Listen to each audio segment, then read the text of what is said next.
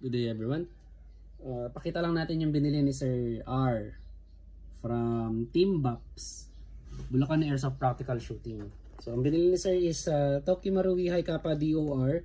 Last stock na to. Of course, since brand new to, papakita lang natin out of the box. Hindi natin ite-test. Ganun ako sa Tokyo Marui High Kappa. Saka ko lang ite-test kapag na-request ng client. So ang kasama niya is manual. Meron siyang manual dito. Ayan. And then yung unit. Ayan. So ang ganda ng unit. Ayan.